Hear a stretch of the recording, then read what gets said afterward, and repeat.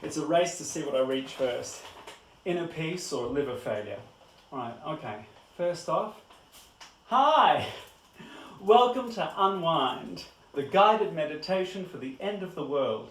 The only guided meditation with a wine pairing. One second, just get that. I've got to get that off my fingers quickly or else it'll dissolve the nail bed. Hi, my name is Reuben Kaye, cabaret star, actor, singer and professional body double to Tina Arena's Last Meal. Australia's answer to the question, what's that smell? And why is it singing? And if the idea of me running a guided meditation strikes fear into your hearts faster than the words amateur gynecologist, don't be scared. I'm a medical professional. I once heard a doctor say, your tests came back negative, to someone else. Consider me the Phar Lap of cabaret. I have the teeth, the shiny coat, I'm beloved by the nation, and I too have been stuffed by an American taxidermist. To be honest, I understand your trepidation. I mean, the concept of me running a guided meditation is about as good an idea as Roman Polanski directing the remake of Annie. But who am I to deny the overwhelming lack of demand for this show? I am every millionaire celebrity alone in their mansion singing Imagine to a world of COVID-19 sufferers, showing the same instinct for reading the room as Helen Keller.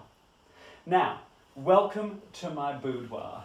It's very rare I let people see my inner workings, and it's even rarer that I find myself next to an open flame. I am a Jewish homosexual, and I am incredibly flammable. Now, today's meditation I have modelled on the attitudes of male conservative leaders from around the globe, because tonight's meditation is entitled, Fuck Everyone Else, I'm Just Looking After Myself. Yes, tonight is the Ayn Rand meditation. So cut any family ties, freeze your hearts, burn any shred of humanity you might have left, and let's make the world a better place for all of us, to the exclusion of everyone else. Actually, before we do, I want to clarify. I know that guided meditations are very common, and people might be asking why a guided meditation. Well, let's just say that when I saw that there was public suffering and I saw the way the self-help industry jumped on that to make a quick buck, I figured, why shouldn't this bitch do the same? And now, a public service announcement, because I do love to service the public. I'm doing this series not as a desperate way to connect to people in a time of massive public isolation, or as a weak, trembling grasp at trying to scrounge an income when the government has denied any funding to the arts. I do it because I'm an inspiration. And, well, I don't want to throw the word hero around. Messiah is so much simpler. People look to me as an aspirational figure. They look to me as the possibility of a new and ennobling world. And if you've started drinking at breakfast and have disappointed your entire family, then you're halfway there. And I wanted to talk about how we're passing the time during Lorona. We're all consuming so much TV and so many films at the moment. And now is a perfect time to get into the great filmmakers you never really had time to view. But can I suggest that while in isolation, stick to light and fluffy films? Get some brain chocolate into you. Some Like It Hot, His Girl Friday, Bringing Up Baby, your Katharine Hepburn, Cary Grant, Tony Curtis, Jack Lemmon, Marilyn Monroe types. Nothing too heavy. And for the sake of your mental health, please stay away from films by Bergman, Larry Clark and Gus Van Sant. We are all far too fragile to watch Dancer in the Dark. It's not going to end well. It'd be like watching a snuff film in a morgue.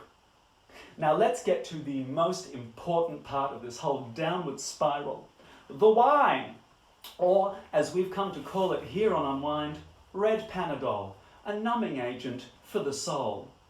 I'd like to thank all of the wonderful people who've donated through my PayPal throughout Unwind.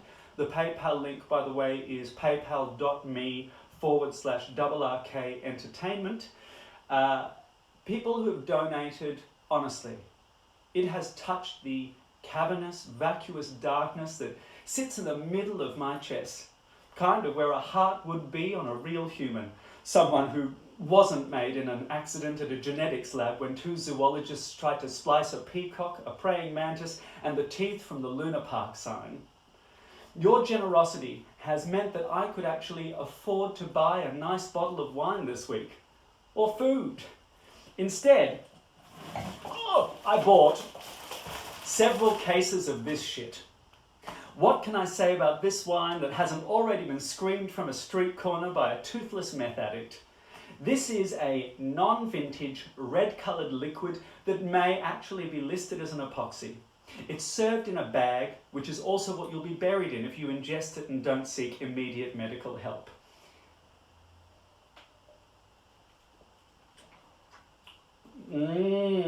I have lost sight in one of my eyes. Drinking this wine increases my carbon footprint and simultaneously my likelihood of having a stroke. I'd suggest you pair this wine with red meat, fish, chicken, or an overarching sense of hopelessness. It's an all-rounder. It's basically a litre of poppers in a box, and it is very present. In fact, this wine reminds me of my first time. It's too young, it tastes very different to how I thought it would, and my uncle stole it from me. I regret it immediately.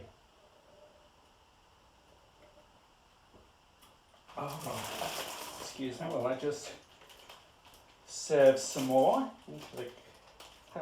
Oh God, I do not have the upper body strength to hold this amount of shame. All right. Yep. It's just putting the no into Pinot Noir. So let's start. Get somewhere quiet, comfortable, restful. For me, no, false alarm. For me, that's anywhere that isn't the inside of my head. But perhaps you're one of the lucky ones that has a bedroom. And we're going to start breathing, or continue breathing. If you're doing it already, good on you. Relax. Don't force it. In and out. We want this to be, like all good things, a two-way street. Feel your body. Become aware of it. Remember that you have control. You have control of your body only when you are aware of it. I know that doesn't make sense, but this is self-help. It doesn't have to. Lose the outside world and travel inwards. Take that public transport of the soul. The breath should be easy and smooth.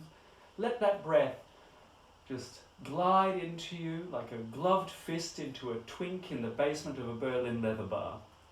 That's right. Nice and easy. Where are you at? Check in with yourself as you breathe. Feel your body. Feel your body react. Focus. I want you to start to focus on your head as you breathe. And I want you to really imagine your head as a light-filled balloon. A balloon on a string. Your neck is soft and fluid. Roll your head around. Nice and easy. Feel that stretch. And as you breathe out, let the tension melt through the stretch. Don't rush or push. Just gently stretch. We never stretch anything quickly. I learned that in Thailand. And this tastes like liquid swine flu. And up to center. And check in with yourself again. Let's move down to our shoulders. You can just roll them forward and back gently. No straining or pushing. This will get the blood flowing, and that means more booze to your brain. And we need those brain cells to, if not die, then sleep until we have the emotional bandwidth to deal with what's going on. And as we move down to whichever chakra we're at now, I begin to honestly lose interest entirely. So let's breathe and start the reason we're all here. our breathe in and fuck offs. What's stressing you out at the moment? The confinement, the strain on your romantic relationship, the confusion, the fact that your children's voices have just become a shrill, constant, high-pitched whine like tinnitus, but with the occasional fun upside of soiling itself or needing to breastfeed. For me, my stress relies on the Australian government for granting zero funding or assistance to its arts industry, which in fact brings in $111.7 billion per year to the Australian economy. How many more black and white statistics do we need clearly showing that more Australians engage with arts and culture in Australia more than all the sporting codes put together? Yet our leaders are more than happy to leave us out to dry. It is unforgivable, and so very typical of a Morrison government to bail out massive billion-dollar companies while leaving us to fend for ourselves and rely on the kindness of a population already under strain. Breathe in and fuck off.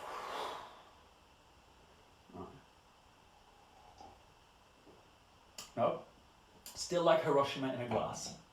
To gay men everywhere. Get off Grindr, you thirsty bitches! You're gay. You're meant to know how to behave in a pandemic. This is our oeuvre. Stay the fuck home. I don't care how horny you are. Put a plug in it. Literally. No hookups. Just have a wank. Make it exciting. I don't know. Poke a hole in a warm lasagna if you want. I don't care. Just stop it. You are not ruled by your libido. Think of Quentin Crisp. Breathe in and fuck off. To Priti Patel, UK Secretary of State and part-time dementor, who was recently asked why the UK has almost no personal protective equipment available for frontline workers, making a statement to the press and the nation saying, and I quote, "I'm sorry you feel there's no personal protective equipment available," proving that you can be a prick and a cunt at the same time. Breathe in and fuck off. To the feeling of panic that we now associate with human interaction, that each new person is no longer a human being, but that they pose a risk to our safety, that our default thought when we approach someone is stand back, breathe in, and fuck off. To John Bolton, the USA's National Security Advisor and amateur Lorax, for getting rid of the US's pandemic preparedness team 2 years before coronavirus appeared and ignoring their stern advice that the administration was not prepared for the very likely event of a novel virus. To Trump, acting once again like a guilty toddler playing a game of "it wasn't me" and diverting blame from himself to the World Health Organization and threatening to remove America's WHO funding when it is his prioritizing of the stock market over the health and safety of the people of America that delayed shutdowns and restrictions. Breathe in and fuck off. To the Conservative Party of Australia, for allegedly allowing thousands of infected passengers aboard the Ruby Princess cruise ship to disembark without being tested because the parents of a senior government advisor were on board. Breathe in and fuck off. Oh God. Oh. I wanted to check the health warnings on the bag, but it just has a link to the website for tetanus seizures. Right. Where am I? Boris Johnson. Now, as glad as I am that another human being has survived this virus, just between you and I, did it have to be him? And after surviving, oh God, it's coming up. That's what he does to me. He brings me gas. He brings me up. After surviving the grinning statement with complete crocodile tears claiming newfound admiration for and celebrating the heroism of the NHS, an institution he has voted to sell off time and time again, for having such an obviously false Damascene conversion and using it as an advertising scheme to garner sympathy for a man and a party so mercenary and vile that Voldemort looks at them and says, "Calm down, girl. Breathe in and fuck off." To Tony Abbott and the Conservative government of 2013 for fighting tooth and nail to be contrary to Labor and not pass the appropriate fibre optic NBN, meaning that in Australia the internet is now buckling under the massive amounts of traffic due to everyone working from home / watching inordinate amounts of porn. Do you have any idea how hard it is to jerk off when the internet is working slower than David Attenborough's prostate? Breathe in and fuck off. No, still not there.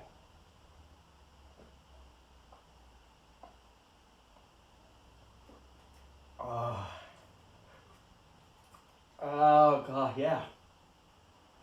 Oh, it's like this wine is Germany and my mouth is Poland. All right. Whew.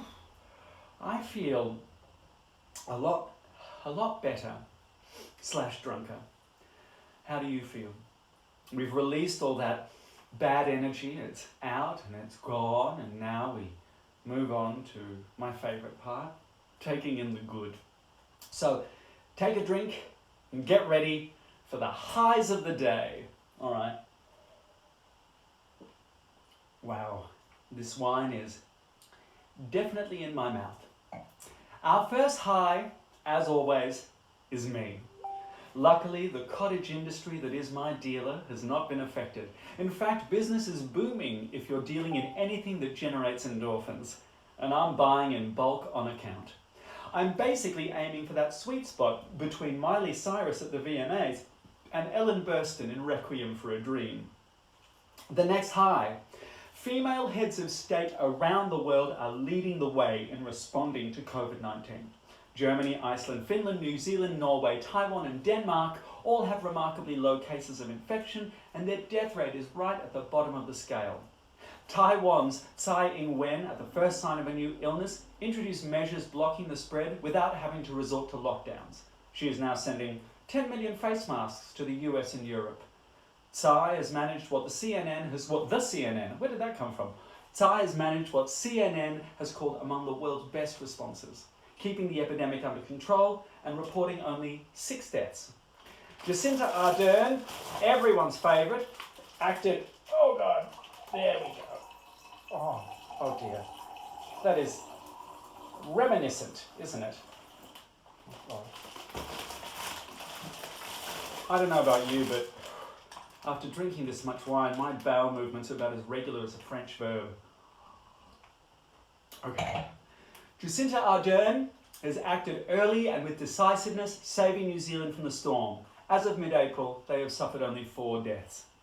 Iceland, under the leadership of Prime Minister Katrin Jakobsdottir, I'm very good at pronunciation, except at pronouncing the word pronunciation, is offering free coronavirus testing to all its citizens and instituted a thorough tracking system that means they haven't had to lock down or shut schools.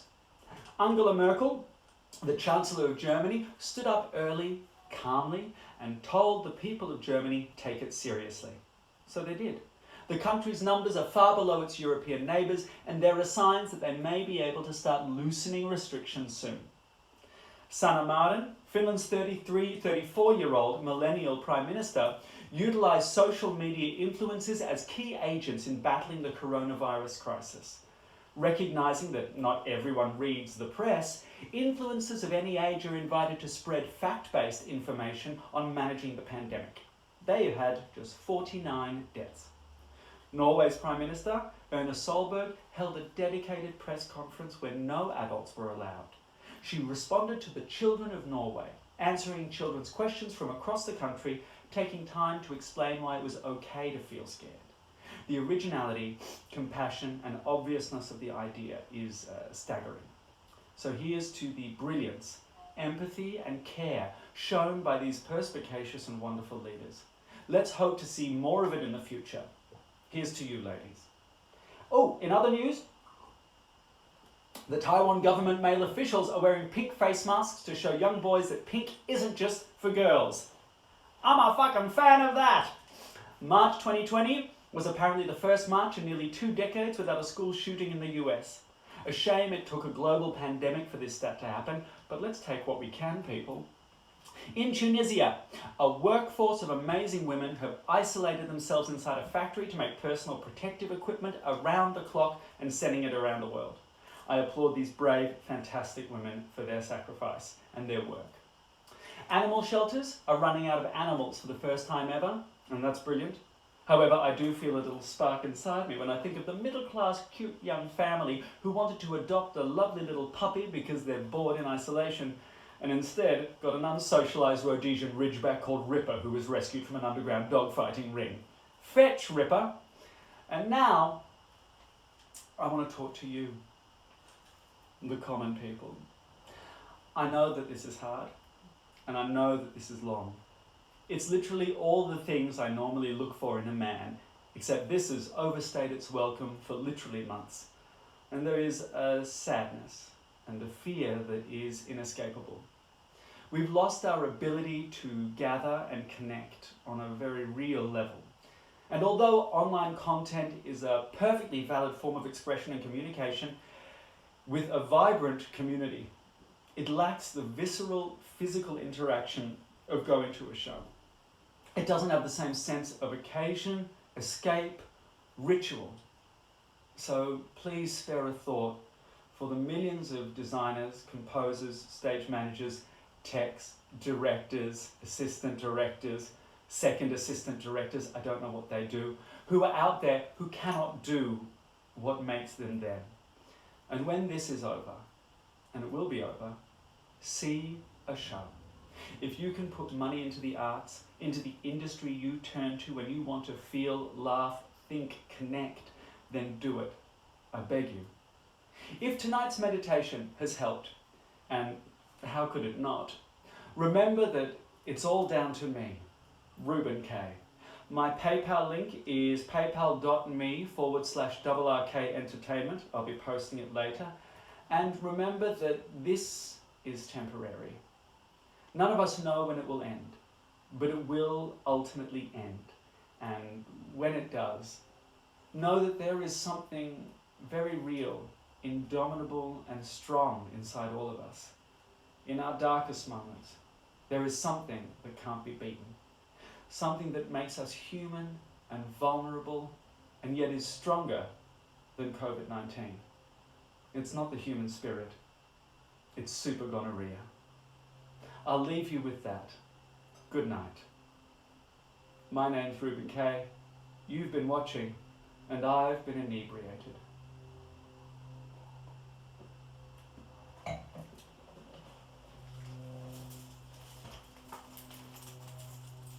Oh shit, I have to do it. I have to do everything around here. When do I get a bloody stage manager again? I really liked that. Oh God, this one's here. Where is it? I know where you are. I'm a professional. There you are. Hello everyone. There and goodbye.